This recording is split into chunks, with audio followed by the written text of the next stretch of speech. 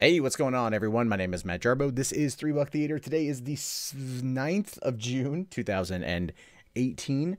Haven't done a movie news stream in a while. Figured I want to get back in the habit of it again. As much as I enjoy doing the single videos, and I do, they are fun. Part of me wants to branch out into creating other types of content, and I feel I get kind of bogged down a little bit with the individual stories. But I'll be honest with you guys.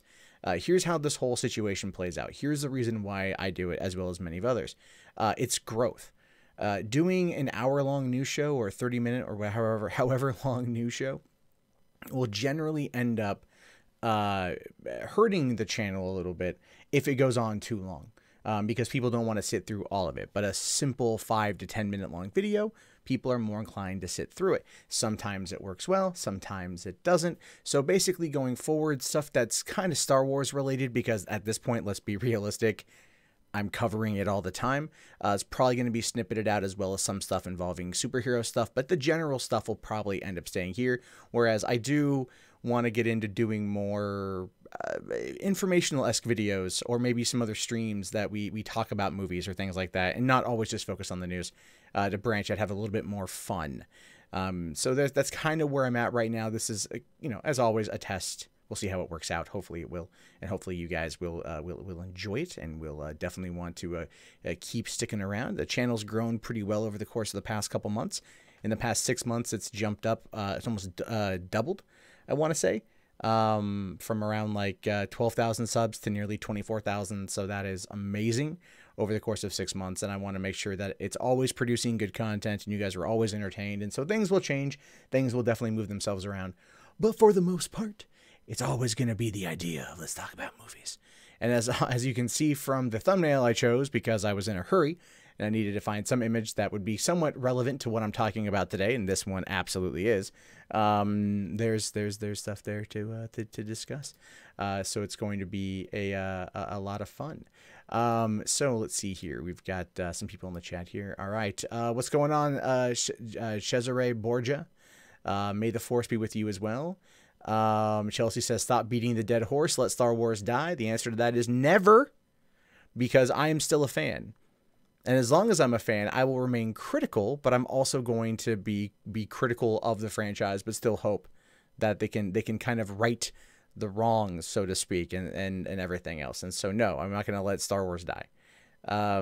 Even though I do want them to change certain things about it. No, of course not. Why would I do that?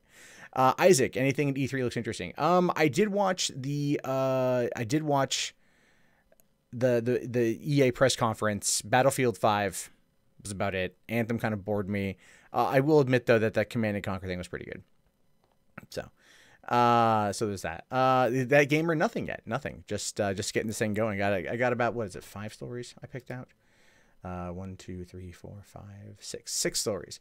One of them will be a recap from yesterday, simply because I made the mistake of not turning off the desktop audio.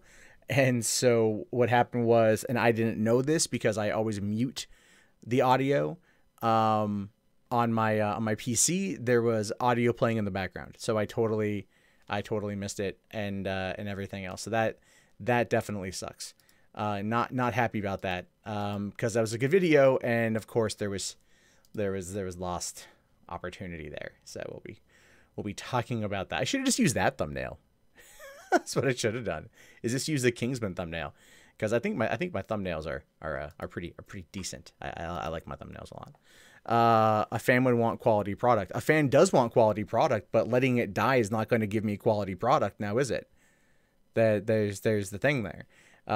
By not being vocal about what's wrong doesn't give them the opportunity to change. Whereas if they were to change through a vocal outcry, the problem with it is getting over the voices of people that are complete douchebags. That's the biggest fucking problem when it comes to arguing Star Wars, is the fact that trying to argue all that is a thing. Yeah, the John Lasseter thing, I'm going to cover that over on the main channel probably today or tomorrow. I might take today off over on the main channel. Because I feel like it's more, I don't know, I kind of feel it's more in line with the Me Too stuff. Man, you know what? We'll talk about it here. I'll I'll bring it up. So we'll cover a wide variety of stuff today, and then I can snip it out a couple stories. I don't always want to snip it out the stuff, but I feel it's good for, like I said, it's good for growth. All right, and I'll add that in when it's ready. Oops. Okay, there we go. On that one, right. Problem with having Facebook. There we go. And the thing is that I kept getting messages from my friends. I have to log in. I have to make sure it's logged out so I don't deal with that shit. Okay, so let's give it a few more minutes to see if anyone's going to be popping on in. That's late. All right. I keep giving the money and you are encouraging them. Actually, if I'm being fair here, Chelsea, I've paid for the movie. I paid for the DVD or the Blu-ray, and that's it. Other than that, I've been talking about it. I've actually been making money off talking about it. So there's a greater incentive for me to continue talking about it from a monetary perspective versus the other. So, and that's a realistic factor of it here is, it's very good for the channel in terms of growth, but I also want to keep covering Star Wars from a neutral perspective, or at least a perspective that's more moderate, because I do see that there are far too many channels out there that are outright making up lies, provable lies, or they're stretching the truth to the point of just absolute bullshit. And so I talk about it as a way to kind of combat that particular narrative, because those are the people that just want to see it go down in flames, like you're arguing, thinking that's going to actually change anything. It's not. You have to sit there and offer a solution to the problem, not just straight deride the creation of it. One of the biggest problems with, let's say, Ghostbusters 2016 was that Ghostbusters 2016, you had the executive staff, you had the creative, you had the actors all coming out and basically attacking the haters, and that didn't work out well. When there were people that were suggesting like, hey, maybe this would be a better thing if you guys didn't do this, and they didn't listen. So that should be a prime example of how not to do things. But still going down the path of fan outrage without ever offering some form of solution is not the right way to go about it. And I'm never going to go down that path, because I do feel that is utterly ridiculous, and it ultimately ends up hurting what you're trying to save. So, you know, I don't regret spending the money that I spent. That's the whole issue here. You know, at no point do I regret spending the money that I did. I don't regret the money spending on The Last Jedi, the couple times I saw it. Because I took my girlfriend to go see it, and I took my brother and my sister and my cousin to go see it. I'd already purchased the tickets prior to the film coming out. But at the same time, that was my way of spending time with them and getting their perspective on it. So that was what I felt was a valuable experience. I bought The Last Jedi because I wanted to own it for my collection. Even though I haven't opened it yet, I still have it in my collection. And I saw Solo, and I liked Solo.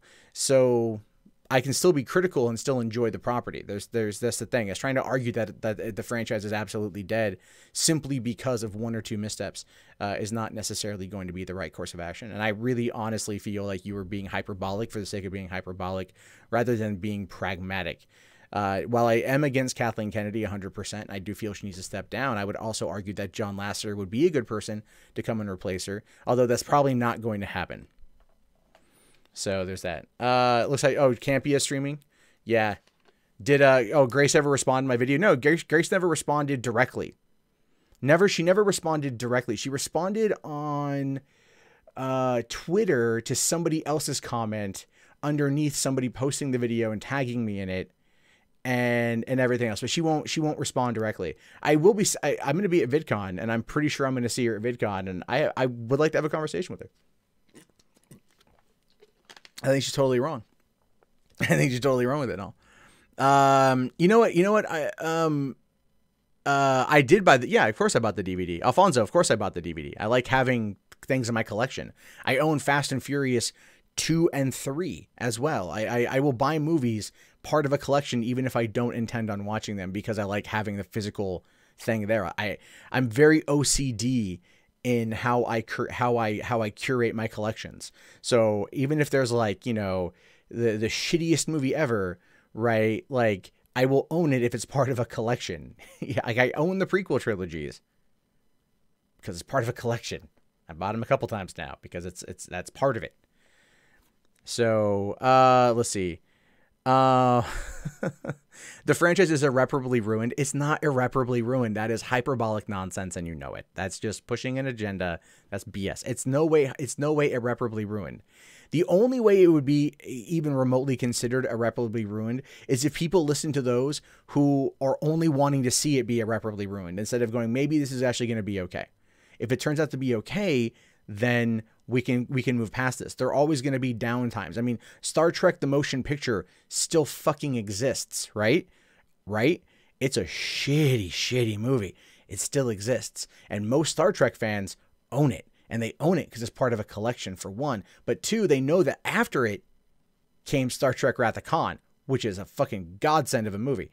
So for fun, and that movie's fantastic even 30 some odd years later. 36 years later, I believe. So the whole point there is that you can have a folly and still find ways to work. Arguing that it's irreparably gone is just laughable in my opinion to have that point. It's like there are missteps, sure, we're in a lull, sure, but to say that it's irreparably damaged is just it's ludicrous, and there's no basis of reality for it. So I don't mind that the expanded universe has been expunged from the canon. They dropped $4 billion on that thing, right? They're going to recreate it, and they're still pulling from the canon. So it's really not that. Again, you're arguing shit that's like 6 years old now, right? Like you're arguing things they're creating a whole new canon. Yeah, part of it kind of sucks that they wouldn't go back to some of the older stuff, but at the end of the day, they're forging it down a new path, right? I mean, Ghostbusters the video game is no longer considered canon, and no one's grabbed torches and pitchforks and gone after Sony for that one, or gone after Ivan Reitman for that. And I was sitting in the room when he said it. So Star Trek, oh my God, you're so hyperbolic right now. You are so hyperbolic right now. Star Trek is irreparably damaged, whatever. Right. I'm talking the original trilogy, or the original series of Star Trek. Going back to the very first movie, there was a fallout. Where it's at now is, I think, it needs to be probably a little bit reined in terms of over the top shit. But other than that, it's fine. Armando, you're going to chill for a while? Star Wars could easily be fixed. I agree. I definitely agree. But okay, let's see. We got 83 people watching. Awesome. Not trying to be confrontational, but I see so many freaking comments on YouTube that make no sense when it comes to Star Wars. It's just I want to be mad. So there's that. If you hate something as much as people claim to hate Star Wars, but they can't stop talking about it, I at least own the fact that I still love the franchise. Do I think 50 Shades of Reylo is canon? 50 Shades of Reylo is canon. That is a truth. I don't know why we had Ben Swolo. That was still a weird thing. Look, here's the thing. 10 years from now, we're going to look back on The Last Jedi and just go like, it exists, but we deal. It's like how people look at Indiana Jones 4. Indiana Jones 4 is arguably a better movie than fucking The Last Jedi. By leaps and bounds a better movie than Last Jedi. But again, 10 years on from Crystal Skull, and people look at it and go, it's a thing, but the next one is coming. You know what I mean? Like that's ultimately where we should be. Where we should be on that one. But there's definitely that. All right. Who cares about JJ Trek and Discovery? Like you're all over the place here, Chelsea. You are literally all over the place. And it's now you're just trying, you're reaching. Star Trek 5 is shit. Sorry. Yes. Okay. Star Trek 1 and Star Trek 5. I will make cases though for Search for Spock, but Star Trek 2, Star Trek 4, Star Trek 6 are all fucking great, right? Like Undiscovered Country is still kick-ass. A Voyage Home is still kick-ass 30 years later. And Wrath of Khan will always be Wrath of Khan. So those, again, there are good and there are bad. But yes, Star Trek 5, I forgot. I blocked that one out of my memory. Star Trek 5, but when I bought the in Star Trek, was it Star Trek Insurrection and Star Trek Nemesis are both, Nemesis is better than Insurrection, but Insurrection exists too. Okay, so we can argue that there are shit movies in any generation of films, but that doesn't, I think, take away from the overall aspect of what they are. Just because Star Trek 5 is shit doesn't mean I'm gonna love Voyage Home or Undiscovered Country any less. It doesn't mean it took it away any less. I'm just saying, like, going down the pipeline of having those arguments of like, oh, it's so god awful, it's shit, it's ruined. It's like, but we've seen where they've made shitty films before, all right, and they came back. I mean, look, we live in a world where we have A New Hope, and then that Christmas they did the Christmas special, which was universally panned, and then they came back a couple of years later with Empire Strikes Back, and everyone's like, oh, Star Wars is cool again. So there's that perspective as well. So again, you have to look at it from like what's going to happen down the road versus where we are right now, and things can change. And so so grabbing torches and pitchforks over every little thing, I don't think is going to work very well. The only good Star Trek is Next Generation and Deep Space Nine. Ooh, that's a hard one. I never really cared for Deep Space Nine. I never really cared for it. I could never get into it when I was younger. So Crystal Skull creators did not berate their fans for not liking it. True. That is true, Joseph. And it's only like, and I'm again, neither did Solo's creators, but Solo's catching the brunt of that. So there's that. DS9, whatever. DS9 was created to compete with freaking Bab 5, but we can have that argument on another day. Oh, geez. Yeah, you want it. Okay, here's the thing, Chelsea. Just admit to me right now that you want it to fail. Just admit that you want it to fail, and I'll concede your point. But just admit that, you want the whole thing to die, that you're no longer a fan, and you don't care about it anymore. And I'll say you have a point, but you have to admit that, because if you're coming at this from the perspective of I'm a fan and you're calling for this, I'm going to argue that that's kind of some bullshit right there. So, and yeah, Robert, I will say the Halloween trailer was great. Alfonso, it's not the story, it's the damn PR disaster that the SJ. Yeah, no, that's very true. That's very true. It was the PR stuff on it. That's the problem. So there's a lot of problem with that shit. Let's see. You love some Stargate, Farscape, and Bab 5. Yeah, love Stargate. Farscape was good. I didn't have cable TV at the time, so I didn't get a chance to watch a lot of Farscape back in the day. Cesare, I don't think people hated Lando in the movie. It's not that they hated Lando. It's that they hated the pansexual part of it because it was brought up prior to the film. And it appeared to some people that they were kind of cramming it down the throats. Whereas if you actually saw the movie, that was really never the case at all. But what you had was a lot of people that were looking at it. Like there was that line in the trailer where Lando says to Han, like, oh, it's like, buckle up, baby. And they're like, oh my God, they're gay. Like that was the leap. That was the logical leap, or I should say illogical leap that some of these people made. It was that instant, like, oh my God, they're homosexual, so there's that. All right. FD Link, I guarantee you they're going to find a way to, look, here's the thing. Kathleen Kennedy will eventually leave. And that's going to be a really, really, really big thing. That's going to be pretty good. But the problem with it is that like people like Chuck Wendig got to go. People like Ryan Johnson got to go. And everything else. And it's like it's not that they have to go, cause whatever, but like they have to not entice that type of outrage on the fan base. I don't think that's going to work out well for them. So there's that. How would I make a talk show about would I make a talk show about the humans of Westworld? Izzy, I haven't seen this season of Westworld yet. I'm waiting for it to finish up. I feel bad, but it's just like, I can only really do things now in binges. You know what I mean? So it's like, I keep forgetting other shit's on. How they probably spoiled out their half-hour movie of what's HTTYD? What is HTT? I don't know what that is. What is that? The Hidden World? What's the Hidden World? I have no idea. So let's see. Do I think that the demand for pansexual, homosexual comes from their communities or the female community? It comes from being what is it? It ultimately comes from the talk about representation matters, which I agree that representation matters. I absolutely agree. But I like everything based on a merit-based society. So what I would prefer, instead of making it this thing where you're, kind of checking this box, right? Like, I don't like the idea of checking the box. And it was one of the things I disagreed with with Grace Randolph on the whole, Rose Tico thing. I never looked at Rose Tico as checking a box as anything other than just kind of like a bad character, right? Like a lot of people were like, oh, she's female and she's Asian. I'm like, I don't give a shit about any of that, right? Like I don't care about any of that at all. I don't care if it's black, gay, white, straight, trans, otherkin, furry, provided the character works in the context that they are pushing for.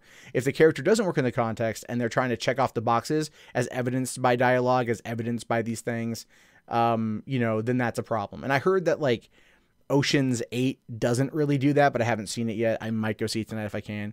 Did I watch Glow with Alison Brie? Oh yeah, dude, fucking marathon that shit. Love that. Looking forward to it coming back in a couple weeks. I thought Glow was great. I really enjoyed it as a series. So only a fake fan would disrespect the expanded universe. Not really, because the thing is, most diehard fans who grew up with it probably didn't read the expanded universe. And that's just, that's true. I know more people that are huge fans of Star Wars. They got full-blown Star Wars tattoos on them that have never read the EU.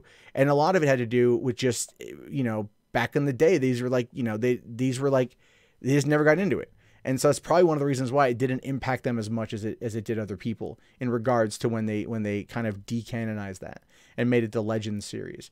But we also need to look at it from the perspective of like, they dropped $4 billion and they want to create their whole new lineage of shit. They want to create their whole new history. So I understand that from a business perspective. So, Disney Star Wars was a mistake. They need to go back to old Star Wars EU. Well, the thing is, if you look at that, they are pulling things from the EU, right? They understand that. I mean, that was one of the big things, like Thrawn coming back in Rebels. Look at Solo. Some of the references in Solo date back to the EU. I mean, there are little things here and there that they are pulling from, but I can see why it's like, that does feel to me like a bit of a cock tease, right? It does. It feels like a bit of a cock tease. It's like, oh, you want your Thrawn? Oh, you want your Thrawn series? We're just going to tickle your balls a little bit. We're just going to, he's in Rebels. Oh, he's on Disney Channel. Oh, you get a book. Oh, you're close to coming. Oh, nothing for a long time. You know what I mean? And like, that's kind of like, I feel that's probably the biggest cock tease that they've done is in terms of Thrawn, and teasing that shit. And then you hear the report that they're trying to cast someone named Mara or whatever for episode 9 or some shit. So it's like, what the fuck are they doing? So Shadows of the Empire is no longer canon. Think about that for a minute. No, I know it's no longer canon. That's fine with me. Right. I'm again, it's like, it's shitty, but there's nothing I can do about it. So I'd rather just see what they're going to pull from the future, because it's not just Shadows of the Empire, but also now Chewie's alive because they killed off Chewie like a long time ago in the EU. So now Chewie's alive. And there's a lot of other things in the books that haven't kind of made their way through, obviously, but they're, I have a feeling we're going to see more hints and more connections as things go forward. Molotov cocktease. Yeah. So that's basically about it. How do I feel about realistically bringing back Maul after being cut in half by Snoke? But Snoke dies in the same way. I don't know, man. Like, I think Snoke's just gonna like reincarnate himself, or that was a Force clone, or something. I got no fucking idea. Do I think that Lucasfilm will follow up that Solo cameo at the end? I fucking hope so. I fucking hope that the next Solo movie, because they're going to end up doing it, it's going to make enough money to warrant the sequel. They're just going to handle it in a much better way. Is going to deal with trying to, I think, rescue Kira from Darth Maul, and that's going to deal a lot with Maul. And I'm on board with that. I'm very much on board with that. I want to see what happens. Because again, I can be entertained by multiple things at once. You know what I mean? Like I enjoyed Solo. I've actually been trying to find time to go see it again, using Movie Pass because I already fucking pay for it. So, all right. If they want to bank on the originals and that fan base, they better do it fast because original cast is dying off. I agree, Peggy Hill. You're not wrong. Screw Chewbacca when you got his nephew Lobaka, who's also a Jedi. Well, that's something to bring in. That'd be kind of cool. Do I think Ron Howard will return for Solo too? Part of me does, but at the same time, I think they're gonna like hip pocket him, so he may come back at a point in time when they want him to. But we are like really running behind schedule here. Okay, we're 25 minutes in. I haven't gotten to one fucking story yet. So this is how things are right now. Damn it. All right, let me make sure everything is here because we got to go through a fair amount because since I added the Lassiter story, which I wasn't intending on doing, but you fuckers like the concept of it. You like the idea. You liked it, so we're gonna do it because this kind of shit's a lot of fun. So, okay, let's see here. Where the fuck am I? All right, so this is yesterday. If you guys checked out the channel yesterday, I did post a video on this one, but I fucked up. I messed up really hard when it came to the audio. I didn't catch it, which is my bad. So there's definitely that. Let me just do one thing real quick. I want to pop out the chat here so I can have it with me. So I'm looking at something else. Cool. Okay. So, all right. Well, we will talk. We will definitely talk when this is over. Okay. So, Kingsman. That's a fantastic franchise so far. It is. It really is. Kingsman: The Secret Service is far greater than The Golden Circle, obviously. But I still feel like Golden Circle was a fun movie, even if it did a couple things that I was really kind of like taken aback by. Like Merlin, right? Like, what the hell's up with that? Also, the bringing back of Harry Hart was a little bit odd, but I still thought it was stylistic and very much in line with the parody of what it was trying to do. Which, if you look at Secret Service is a parody of the Sean Connery era of Bond, the very gentleman spy, right, era. And then the Golden Circle was very much parodying the Roger Moore version of it. That was the whole point. That was the over-the-top gadgets, over-the-top, bad guys, over-the-top bases, things like that. That was very Roger Moore, which means that for the future, because Matthew Vaughn is sharing his Kingsman plans, as well as showing there's going to be more there with that. Let me make sure that's turned off. I didn't even see that shit. All right, that's... Okay, so yeah, Matthew Vaughn shares his Kingsman's plans, a reboot for Kick-Ass and Hit Girl, and I think that I think these are all good things. I think these are all very, very, very good things. Now, Matthew Vaughn's collaboration with comic book writer Mark Millar resulted in two different film franchises, Kingsman and Kick-Ass, both of which have spawned sequels, and according to Vaughn, he is far from finished with either property. This is a great thing. Vaughn, in my opinion, is one of the most underrated directors working today. He does not get the love that he deserves. He doesn't get the love that he deserves. And even though they tried a little bit with X-Men First Class, and I think that coming in last minute and turning the entire thing around and getting it out in 11 months and having it be as good as it was, because it was good. It was definitely good. Not perfect, but still good. Shows you the tenacity of this particular writer-director. And like I said, Kick-Ass was a movie that Nicolas Cage should have been nominated for an Oscar for his performance as Big Daddy. It was such a fun, stylistic take on comic book movies back 8 years ago that now definitely needs to come back and lampoon the genre once again. Kick-Ass 2 was also fun, but Jeff Wadlow's sequel focused more on the crazy bits, and that ended up causing it some problems, especially with some of the source material and the fact that it failed to connect with audiences in the way that the first one did, and which is sad because I actually kind of liked it. Now it says, while speaking with Empire Magazine, Vaughn shared his ambitious plans to carry Kingsman forward after the second movie.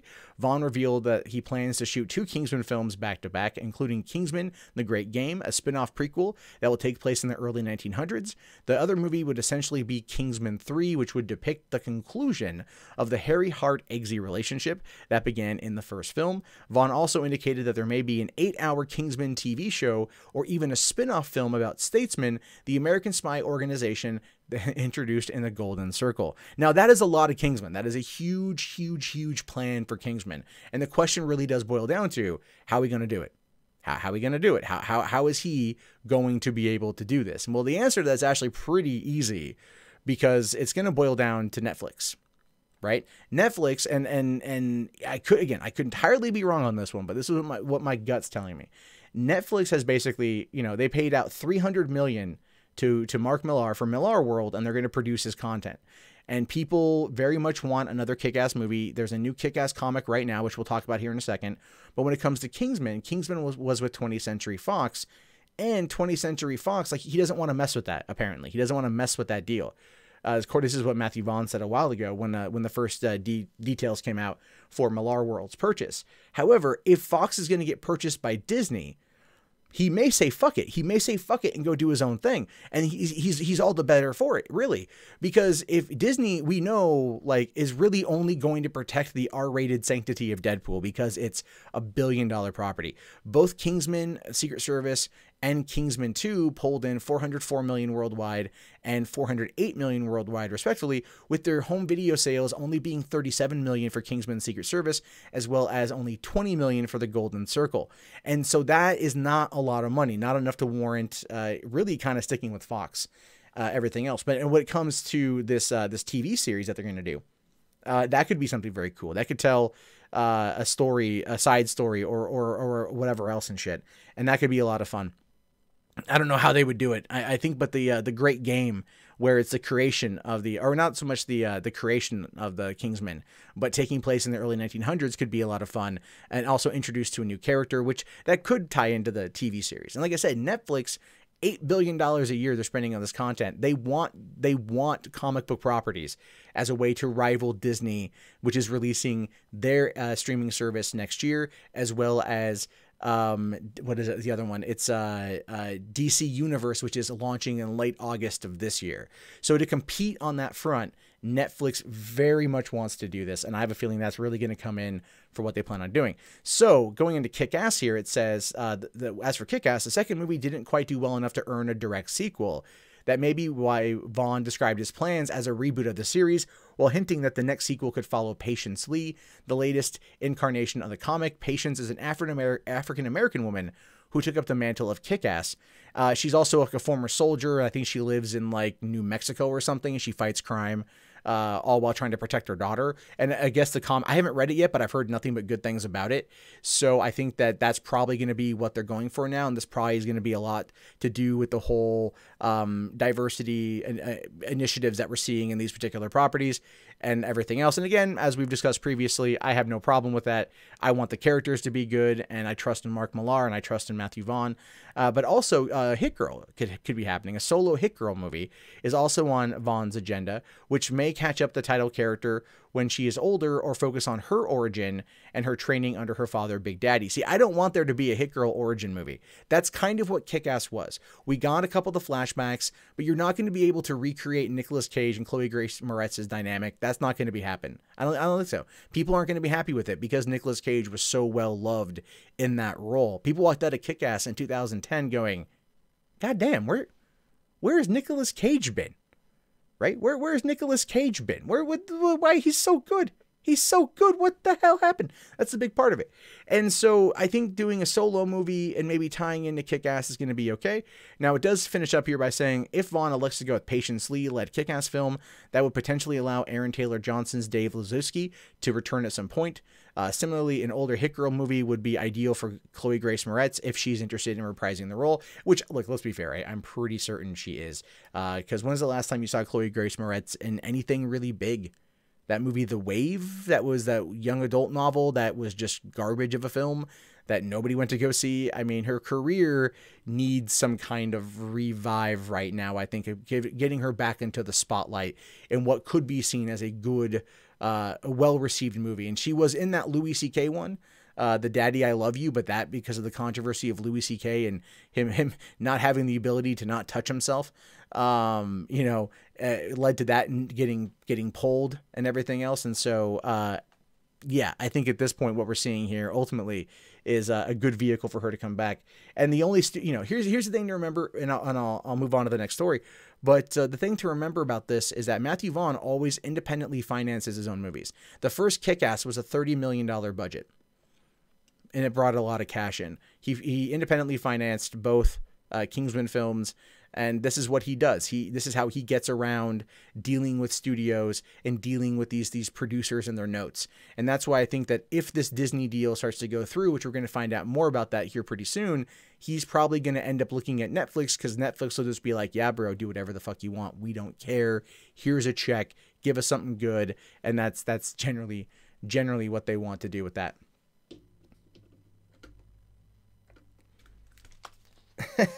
All right. Okay.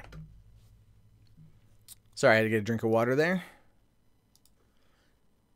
So, all right, let's talk about Kevin Feige and Marvel Studios and what's going on right now with X-Men. Because there's not much, but it's something. It's something. It's a little bit of something, right? It's a little bit of something going on there. Now, Kevin Feige is waiting on a call to bring the X-Men to Marvel Studios. And this is one of the biggest, most annoying things that happens in regards to the to this whole situation is that waiting game. Now, it says here that even without the X-Men and Fantastic Four at its disposal, the Marvel Cinematic Universe is huge, and there are still tons of characters for Kevin Feige at Marvel Studios to mine as the films continue to dominate at the box office. Right now, Disney is currently going through the regulatory process, hoping to acquire most of 20th Century Fox's assets. Now, the big talk about this one here is Comcast, obviously, right? The Comcast kind of like, throwing a little bit of shade at Disney, saying like, look, we offer cash. You're offering stock. We're offering cash. And the whole reason why they're offering cash is because they want to compete with AT&T and Warner's, right? And the next paragraph does talk about this here by saying, even this in and of itself is not a done deal due to what will probably be an intense scrutiny from the United States government's antitrust division, the outcome of the AT&T Time Warner merger trial, and Comcast still waiting in the wings to make a move. And with this decision is being made by others as well, well above his pay grade, Marvel Studios' Kevin Feige is still waiting for approval from on high about whether it will indeed be possible to eventually integrate X-Men into the Marvel Cinematic Universe. And here's the thing. Disney, like I said, they offered $52.4 billion in stock, right? In stock values. And that looks good because Disney stocks generally tend to do very well. And this kind of deal would actually really increase the stock value, which would go and make, Fox and Rupert Murdoch, those guys, a lot of freaking money. But at the same time, Comcast coming in with like $32 billion in cash, as well as other stocks and assets for the purchase of Fox and its assets. That's going to be enticing as well, especially to Rupert Murdoch, because right now, and this is honest to God true, looking at the cancellation of Roseanne as well as the bombing of Solo in the same time dropped the stock value of Disney. And actually twice in 2 days, it dropped underneath Netflix as being the most valuable media company. And that is not going to be good for the deal to go through. That's not going to look good on Iger's part, trying to work this deal with Murdoch for Fox's assets, because if their stock value drops and all they're offering is stock, then that's not going to be as good instead of 32 million. But at the same time, Comcast only gives a shit about this deal if the AT&T Time Warner merger happens. If the FTC's antitrust division decides to crack down on it and say no, or you shall not pass, then it's going to go away. Comcast is not going to care. They're not going to care. They're going to walk away because there's no point, right? There's no point. So that's kind of where we are with that story right now. It's like I said, the next couple of weeks, as Disney and its shareholders vote to move forward, as Fox and its shareholders vote on what to do, and as Comcast sits there just kind of like making it rain in regards of what could happen. It's going to leave a lot of people very, very, very curious. And of course, X-Men and Fantastic Four, this is a big one. This is what people want. People want X-Men in the MCU. Fans, I think, will like lose their shit if it doesn't happen at this point, because it's been teased, right? They've been gently caressing your testicles for a while over this, and it's getting to the point of where it's like, oh, I'm gonna have to finish. If it gets blue balls on me anymore, I'm just gonna get mad. But when it comes to whether or not what's going on with Feige and all this, at the Produced By conference this year, which is going on right now, the Marvel Studios president was asked about the state of the franchise currently under his watchful eye. As expected, the question about the possibility of integrating X-Men into Marvel Studios came up during the discussion. Given that this discussion was not Feige's call to make, he merely expressed that he's waiting on the call about whether he can or cannot bring the mutants, currently still under Fox's ownership, into the MCU. And then according to Dave McNary here, Feige just says, I'm just waiting for a call saying yay or nay from people far above me. Of course it would be nice. And that's all I can really say about it right now. And I would have argued, had this Comcast thing not come up, has not been a big deal, ultimately we would have seen some changes. We would have seen a couple things be a little bit different. And unfortunately, this is where we are right now. So stuff is getting intense when you've got these two companies kind of fighting for the love of Fox, and you got to ask yourself, would the X-Men be better served working over with Universal? I've seen some people argue like, oh, Universal, that killed the Dark Universe franchise and a few other things. They obviously don't know how to run an extended universe, or they don't know how to run a popular franchise. But need I remind them that Despicable Me, those movies have cleared 1 billion. Minions and Despicable Me 2, I think, or Despicable Me 3, I think, crossed 1 billion as well. You've got the Fast and Furious movies that have been grossing 1 billion. That's with Universal. You've got Jurassic World, which is also, again, going to pull in gangbusters. It's $140 million just in its opening weekend overseas. It's expected to make that here when it opens in a couple weeks. So Universal can run some stuff. They can also hurt some stuff, but they can run some stuff. And it's not like, if they did X-Men, it would be any different. But they've got, I'm pretty sure at that point they would probably look at Disney and just go, You guys want to license the characters? You did it with Sony, because that's a smart play. That ultimately is a smart play, to license the characters to Marvel like Sony did with Spider-Man, and that's kind of where it's at. So I do think that the X-Men and Deadpool will eventually make their way over, one way or the other. And in fact, this is just kind of just a random thought I'm putting out there. If the Universal gets these franchises, imagine this for a second. What if they were the ones? They would be the ones to go in between Deadpool, X-Force, and Disney, right? So it'd be like that could be an area of protection. But at the same time, I don't want Comcast ultimately owning these characters, because Comcast sucks.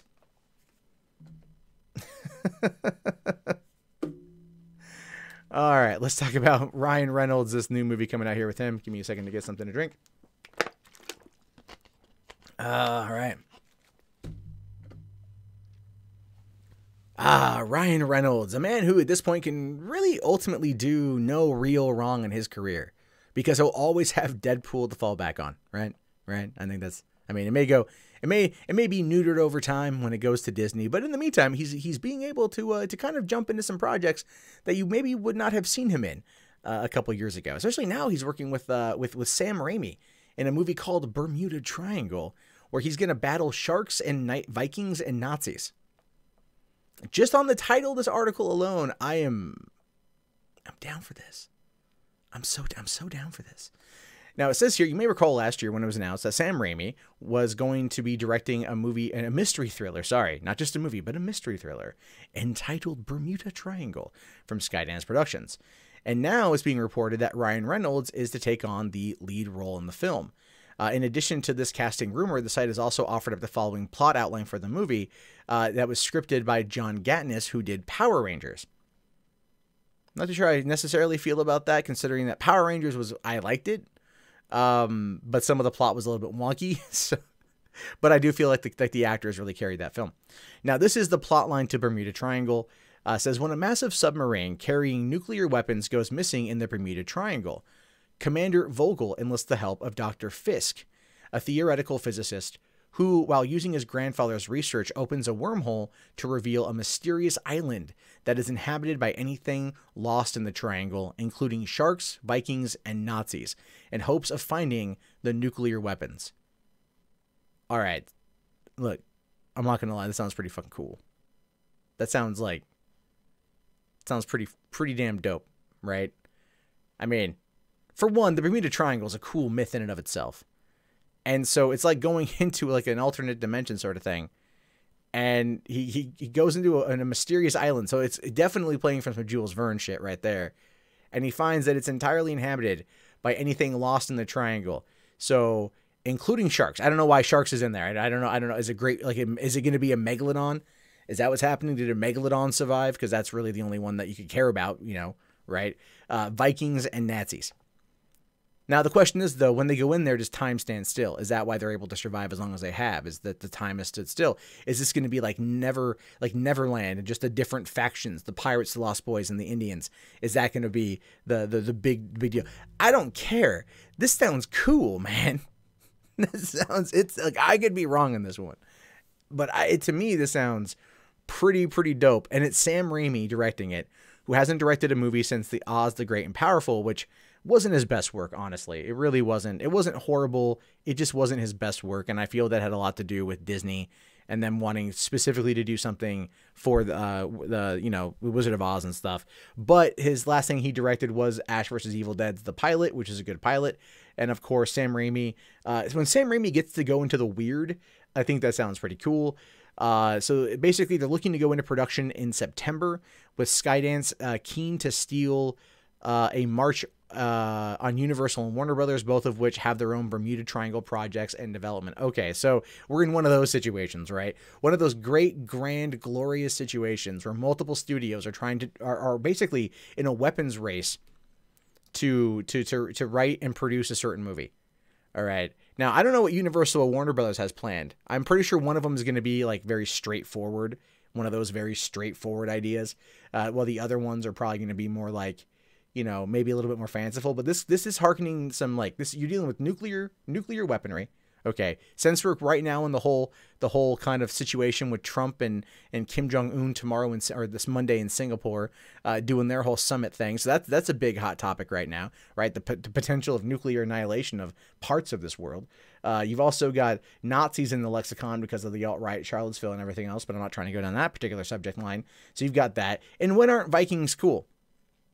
Right? When aren't Vikings cool? The show on History Channel does really well. So there's that. And again, Sam Raimi and Ryan Reynolds coming together for this. I Jules Verne type feeling, right? Wormholes. I'm on board. However, if I allow me to kind of drop what I believe will be just based upon what's here, I have a feeling that the island that they find is the remnants of Atlantis. That's what I'm going to say that it is, because I've heard that area of the Atlantic is where Atlantis could have been. There's been some documentaries talking about that for what might have been Atlantis. So they could just sit there and say, I mean, who cares? It's completely unrealistic. But what if that's what happened? What if that's what destroyed Atlantis? Was it opened up a wormhole, and out of the wormhole, sucked it in, right? How much you want to bet Amelia Earhart's going to make an appearance in this movie too? Yeah, I'm down. I'm down. I'm sold. Bring it on. Sam Raimi, Ryan Reynolds. Probably if they're shooting in September, we're not going to see it till like mid of 2019, probably fall 2019. Now I'm excited, and I want to know more. That does look pretty cool. All right. Let's see here. I'm going to skip over. I'll skip over this one. I'll come back to that one later on. Okay. There we go. We'll cover this one. The Lost City of Atlanta. You know it, man. You know it. The Lost City of Atlanta. It does sound like an acid trip. It sounds pretty freaking cool. That's why I want to see it. I want to see what they're going to come up with and everything else. I'm looking forward to that. Okay. So, what is this one?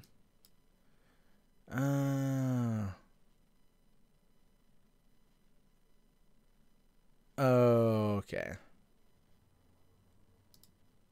All right. Yeah, okay. Let's go into this one here. John Lasseter has had a hell of a run at Disney, right? He's had a hell of a run. Being the guy who helped form Pixar, ran Pixar, brought it to prominence, took over Disney Animation, reinvigorated Disney Animation. To people in the animated world, John Lasseter is the closest thing to God one could find. A living God, let's say that. Maybe a deity. Because, a deity is not necessarily a God that's untouchable, but in this case, there was some touching, and apparently it happened on Lasseter's part. Now, I don't quite know to the extent of what what he was being accused of having done. Ultimately, to me, it felt like it was just some unwanted hugging, but it came out at a time when Hollywood, and that's still happening now, wants to completely excommunicate everybody who may have some form of indiscretion on their ledger. If they got some red in their ledger, they want them out, and that's just where we find ourselves during the whole Me Too movement, and that's why we're seeing now that Lasseter is exiting Disney and Pixar by the end of the year.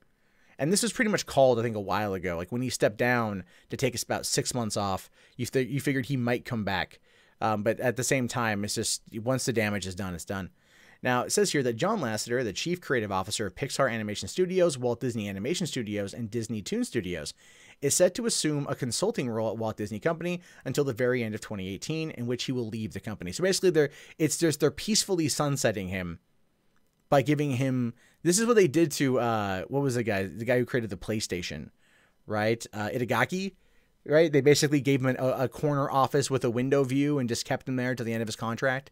They basically just kind of washed him out. And this is basically what's happening with Lasseter. Now, Lasseter, who's 61, took a leave of absence from Disney and Pixar back in November, citing some personal missteps that have been reported due to a history of alleged harassment and misbehavior. Now that his 6-month sabbatical has ended, the decision regarding his involvement in the company has been finalized. And I think that was just, like I said, that was going to happen regardless. Now, Disney says this: following his sabbatical, John Lasseter will assume a consulting role until December 31st, 2018. At the time, he will be leaving the company. John has had a remarkable tenure at Pixar and Disney Animation, reinventing the animation business, taking breathtaking risks, and telling original, high-quality stories that will last forever, says Robert Iger, chairman and chief executive officer at the Walt Disney Company. We are profoundly grateful for his contributions, which included a masterful and remarkable turnaround of Walt Disney Animation Studios. One of John's greatest achievements is assembling a team of great storytellers and innovators with the vision and talent to set the standard in animation for generations to come. Which is so true. He's made them billions upon billions upon billions of dollars. And this is how they're effectively treating him. Which means either these allegations are real, they're truthful, or they're not, or they can't bring him back after it's been said and done. No one has come back yet. That's the thing. No one who's been accused of anything yet has ultimately come back. The only person who kind of was able to skate by was TJ Miller, but then he had to go and do that stupid bomb threat thing. So that kind of helped kill his career. But no one has really made their way back yet, because if they even remotely think about it, they're going to end up just getting accosted by the media, by people in the media that are trying to do that. It's ridiculous stuff here. Now, Lasseter himself issues a statement alongside this saying, "In the last 6 months, I've provided an opportunity to reflect on my life, career, and personal priorities. While I remain dedicated to the art of animation and inspired by the creative talent at Pixar and Disney, I have decided the end of this year is the right time to begin focusing on new creative challenges. I'm extremely proud of what two of the most important and prolific animation studios have achieved under my leadership, and I'm grateful for all the opportunities to follow my creative passion at Disney." And Disney has not named an official replacement for Lasseter at this time, although the current people in the running are Pete Docter and or Jennifer Lee. Now, Pete Docter, who did Up and a bunch of other movies at Pixar, is the right person for the call. Jennifer Lee co-wrote Frozen, or she wrote Frozen and a couple other movies, and no, I don't think she is remotely qualified for the position, and she would lead Disney Animation down a path I don't want to see. Imagine Brave all the time. Nobody wants that. Imagine Frozen all the time. Nobody wants that. Because here's the thing. Here's the problem with someone like Jennifer Lee. She's a person who's worked, she wrote Frozen. It grossed a lot of money. Disney wants more of that. Obviously, they're doing Frozen 2. They've done the Frozen shorts. They've done a bunch of other Frozen merchandise. With her, they would only want sequels. They wouldn't want new content. They wouldn't want new things. I'm pretty sure Lasseter had the balls to stand up to Iger and be like, we need to go around this. Because Disney has stopped making, has basically stopped turning out movies, right? They basically kind of have they did Pirates of the Caribbean, but they haven't done much else in terms of just having a Disney film that's live action. And as a result, I think that's a lot to do with the way everything's going, and they just want sequels. I mean, was Cars 3 necessary? No, but Lasseter came up with Cars. 2006 came around, the movie grossed $1 billion in merchandise alone, so they kept the franchise going. And we have Cars 2. Thank you very much for that, I guess. But because that movie was bad. But that's the whole point. Is I think Pete Docter could stand up to Bob Iger and tell, sell him on stories that are original. And I don't think Jennifer Lee could. I just don't know. I could be wrong. But that's what I'm thinking right now, is that I think that's kind of where we are. So, unfortunately, Lasseter's out, and who knows where he'll go. The current rumor that I've seen circulating around is whether or not he'll take over for Kathleen Kennedy if she steps down from Lucasfilm. Given the amount of people at Lucasfilm right now, especially in their Star Wars story group, that are definitely definitely going to be hating this if it happens, the people that are more kind of left-leaning in that regard, they would have a field day with this. People would quit. And they'd walk away. Oh, maybe he should go there then. Yeah, I'm for it. I'm for it. You want to make Star Wars great again? Hashtag Maswa. You got to get Lasseter over to that. Well, we'll have to wait and see what happens. But I have a feeling the next creative element of it, someone's going to pick him up. But it probably won't be for about a year or so. Simply waiting for everything else to die down. And hopefully some sanity to return to Hollywood in one form or another. So, all right. Let's see here. I want to talk about this one. I saw this today and everything. Have you guys seen this one yet? This is the Down with Disney's treatment of franchises and their fanboys. The reason why I want to talk about this is because I don't want to legitimize these people. This guy. It's not these people. It's this guy. But I still want to make sure like people are aware of the kind of crap that he's pushing and everything else. So if you're unfamiliar with this person, this is essentially an alt-right individual. I don't think there's a group of people. Looking at the fact that they've only got 261 likes on this page, I don't think that it's more than like one or two people. But they've been trying for months to tank Disney. They took credit for the Solo tank. Look, people talking shit about Solo on YouTube videos had far more damage. But at the same time, they could have had an impact on the Rotten Tomato score, which is something that I'm sure they claimed, and they said they did that before with The Last Jedi and everything else. They've been going after Disney for a while. But this guy, he's taking credit for the whole Kelly Marie Tran situation. I just find it to be interesting, and that's why I want to talk about it. Now, he keeps getting his Facebook channel deleted, so there could be more fans here than not. I got no idea. But he says, okay, it's time to come clean. I, along with many others, some of whom I inspired, helped force Kelly Marie Tran from Instagram, and it was bloody glorious. Right? Again, why? This is the thing. There's no motivation behind this particular act, in my opinion. She wasn't out there saying anything that was going to be, nothing like Rian Johnson and shit. Now it says, in the 6 months since The Last Jedi, hell, even the last 4 to 6 years of this perversion of a canon, it warmed my heart to see the true fans rise up against Kathleen Kennedy and her feminazi agenda in the form of her soldiers like Pablo Hidalgo, Daisy Ridley, and now Kelly Marie Tran. Each and every one of you are the true Rebel Alliance. Ugh. What started out as a small group within the Alliance to preserve the expanded universe has grown into so much more.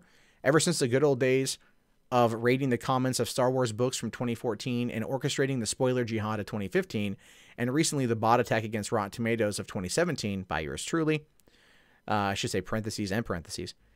And now the war against Kathleen Kennedy and her feminist soldiers.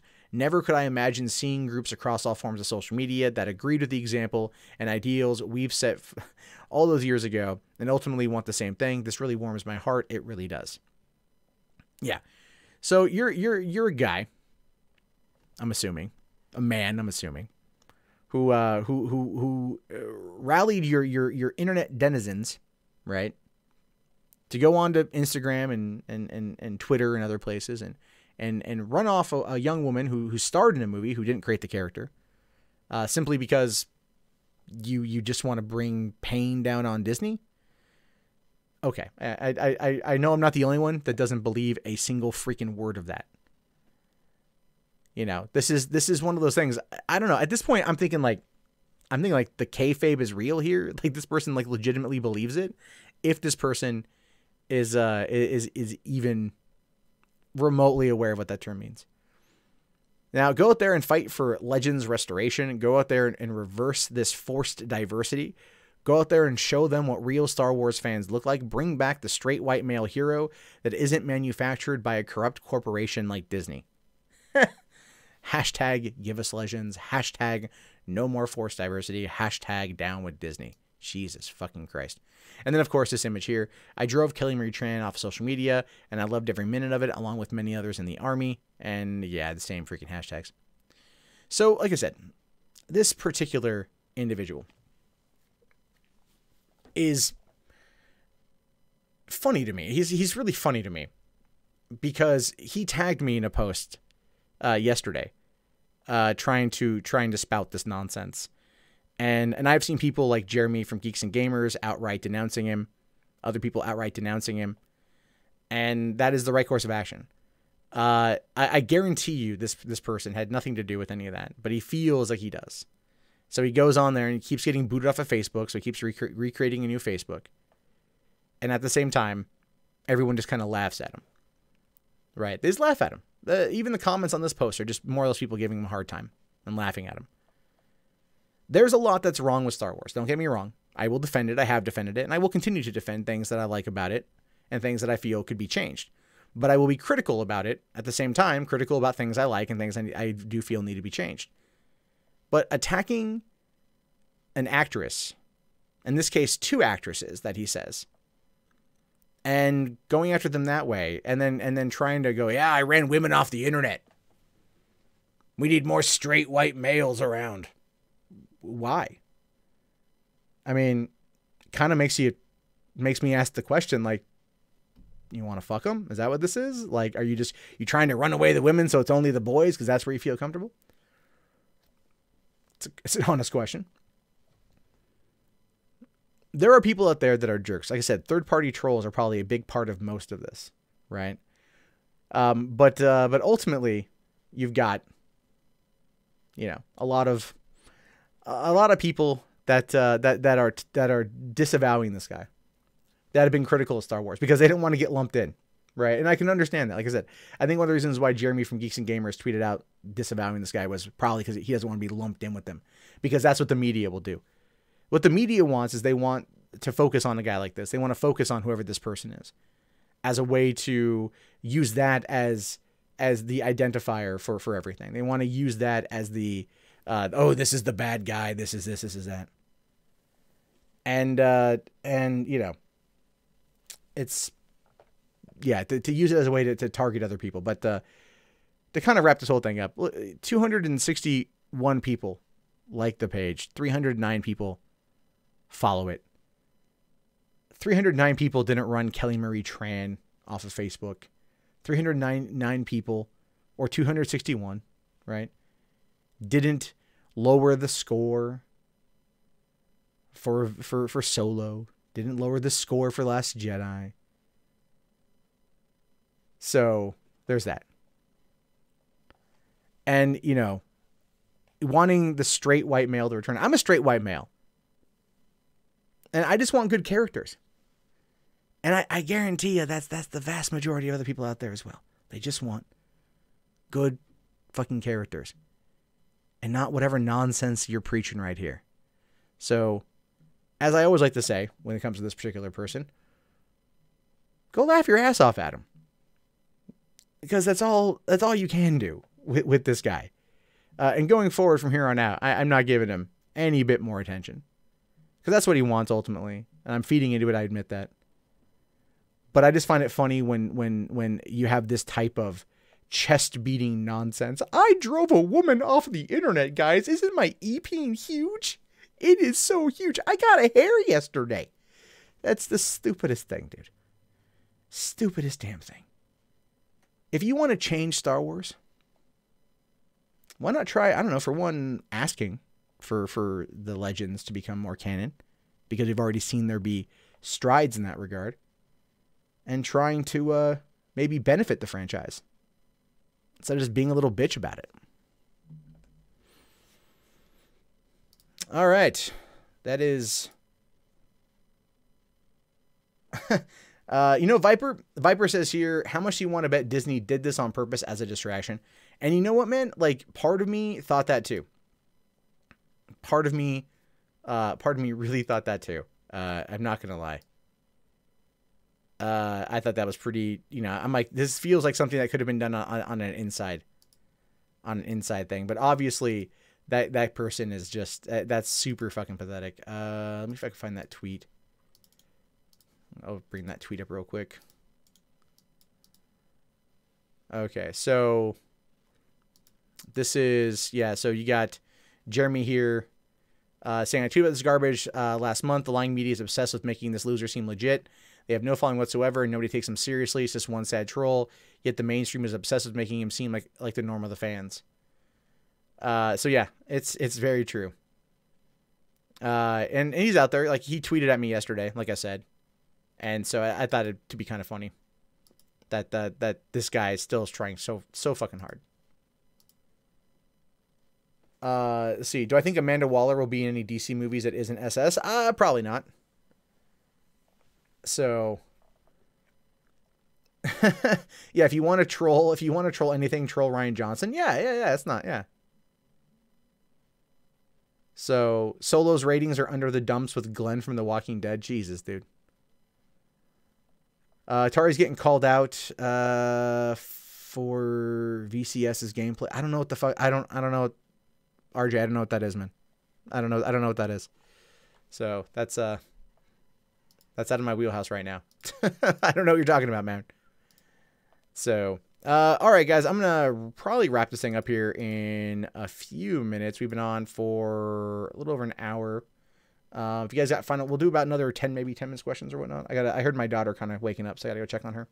The DCEU needs a reboot. Nah. It just needs a good movie. It just needs like a really solid film under its belt. Like, I mean, Wonder Woman really worked out well for it and everything else. And I think it could ultimately, do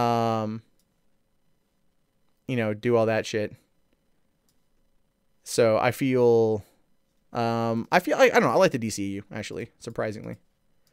I'm actually like a pretty big fan of it. even like Suicide Squad. You're guessing you won't see another Star Wars open on Memorial Day weekend? Nah, Garrick, that's not going to happen. It's not going to happen because people, it's just Memorial Day weekend. Disney's got Memorial Day weekend locked down for the next couple of years, but people don't want to see it. They just don't care enough about it in order to, people just aren't going to the theater that day anyway. I can't say that. It did okay. Like I said, it was up against Deadpool. It was up against Infinity War still. What is it? Ocean's 8 this weekend is opening with like 30 to 40 million, somewhere 35 to 40 million, right? And there was nothing last weekend, so there's nothing kind of getting in its way. Whereas like Deadpool had its second weekend numbers that are going to be more than what Ocean's 8 is going to do for the whole weekend. So having other things around really do hurt. Hollywood, I can't say nothing came out this weekend. Last weekend. This weekend was Hereditary. It was Ocean's 8. Last weekend was Upgrade. So there's always movies coming out, but these big ones have to start spacing themselves out a lot more and really, really, really doing that as a way to get ahead of the curve. And they're just not. They cram them all in. They think this is the time to do it, and all they do is screw themselves. Am I going to get Anthem? Probably not. Am I going to review Tag? Yeah, when I see it, totally. Incredibles 2 and Jurassic World are coming. Yeah, Incredibles 2 is next week. Jurassic World is 2 weeks after that. Yeah. Next week is Incredibles, and then it's a week and a half until Jurassic World. So, which makes sense. Aquaman, you don't think Aquaman's going to be successful? I think Aquaman's going to be successful. Do I think J.J. Abrams will retcon elements from The Last Jedi? 100%. I don't know what yet, but it's going to be a lot. It's definitely going to end up being a lot. I have a feeling it's going to end up being a lot more people think for. So let's see. Is there anything, did I miss anything on Streamlabs? No. Cool. Oh, where the hell is that chat at? Okay. Let's see. Why do you think Aquaman will be a success? Has a lot of competition like Bumblebee and Into the Spider-Verse. The thing is, Bumblebee is probably not going to do as well as people want it to. If they're smart, they would move Bumblebee to November. Into the Spider-Verse looks fucking amazing, and Mary Poppins is going to do well. But you can have a big movie like every week in December. It seems to be okay. Settle a bet, was Domino a Mary Sue? Well, her superpower is basically to be a Mary Sue, right? So it's a yes and no answer, because her superpower is luck. And, well, okay, actually, hold on. I mean, well, Mary Sue is a person who's good at everything and everyone likes her. So, Domino is good at things because of luck. And she, I guess as a result of that, everyone would like her, because that would be that's an interesting question. So, all right. Boycott episode 9. Jesus Christ, Sean, my God, dude, your slip is showing so much. No, I'll re-answer Craig's question. What did he ask me here? Do I think Amanda Waller will be in any DC movies isn't Suicide Squad? Well, it looks like what they're doing is they're offering, what it looks like to be is that they're going to kind of have Suicide Squad be its own like franchise within a franchise. So she could maybe show up if they're doing like a single standalone movie, but I don't know if you'd call that considered like inside Suicide Squad.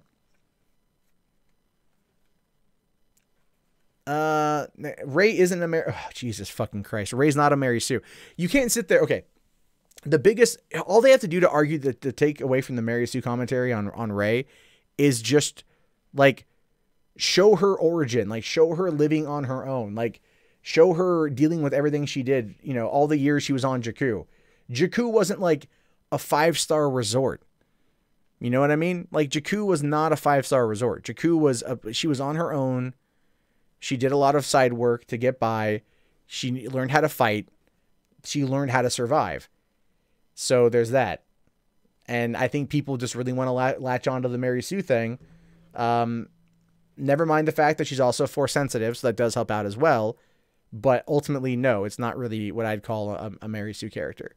Nowhere near Bella from freaking Twilight, Okay, RJ, dude, we're not talking gaming right now, man. So you got to stop asking the gaming question. Have I heard about the possible reboot of Heathers? I heard that, yeah, it's not so much a reboot of Heathers.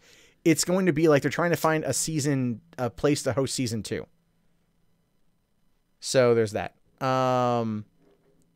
So let's see. Okay. Would I maybe think that she'd come up with the Batman film? I don't think she would show up in a Batman film, Craig. I don't think Amanda Waller would. So there's that. I don't see that happening. But yeah, Heathers is definitely going to end up trying to get a second season, someplace else. I would assume Netflix maybe, but it's just, they may hold off because of the violence. Am I more excited for Boba Fett or Obi-Wan? I'd be more excited for Obi-Wan. But at the same time, we also know where the characters ultimately end up. So it's kind of like, whatever. But Boba Fett would be pretty cool with James Mangold. Stephen Daughtry, I don't quite know if he's going to be good. But I'd prefer like James Mangold direct the Obi-Wan movie because of, what's the word I want to use here? The Western aspect of it. I think he could do a good job. Oh, well, no, Peggy Hill, they remade Heathers for television. So they remade it for television. And that was the show. It had like, it got pulled from the Paramount Network. So. Oh, okay. So, Western, is that in the book? That's going to be in the book. Yeah. Have I watched or played the Telltale Batman series? I haven't played that at all. I don't know. Let's see. Daniel says 2 friends already saw Incredibles 2 and gave it 5 stars. There's another screening for it on Monday. And there's an Ali and AJ concert. You had ticks for his, you may want to not bring that out there. Oh, that's right. Sarl. I did see the super chat come through. Yeah. Thank you. Let me read that real quick. Nathan Fillion would make a great statesman. I agree. I want to see Nathan Fillion in more things. I want to see Nathan Fillion in a lot more things. Cause he would be, fantastic in everything. I hope they bring him in officially to, the Marvel Cinematic Universe. That would be pretty awesome. Let's see here. Okay, you're sure if Ray was aware of herself being force sensitive, she might have tried using it to get higher pay? Yeah, maybe. Maybe. Thundercats or Gargoyles movie. Oh, after the whole situation with Thundercats on like the CalArt style, fuck that noise. But a Keith David led Gargoyles movie would be dope. Okay, Before the Awakening. Okay, is that a full novel, Western, or is that just is that a thing? Is that like a short story? Where is 23 Jump Street? It's never happening. It's never gonna happen. We're never gonna get 23 Jump Street at this point. It's been 4 years since 22 Jump Street. So, which I thought was great. I'd love to see another one. Phil Lord and Chris Miller. Maybe the Sony treats them right. They might go back there. So Tristan says you've never watched any of Arrow. It's a good show. It doesn't really. Season 1 is kind of melodramatic because it's setting everything up. Like the first season's always kind of rough. Season 2 is pretty good. And then I think it was season 2 where they introduced the Flash or Barry. Sean, Nathan's lost a lot of weight for a new show.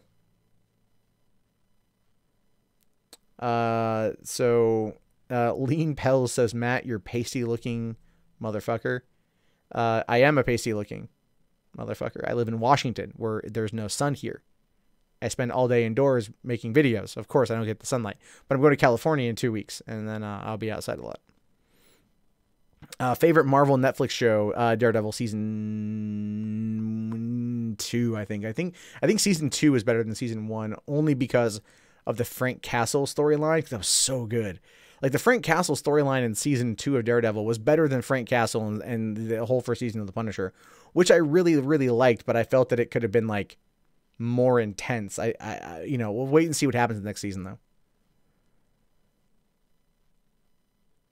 Okay, so short story collection in Journey to the Force Awakens. Okay.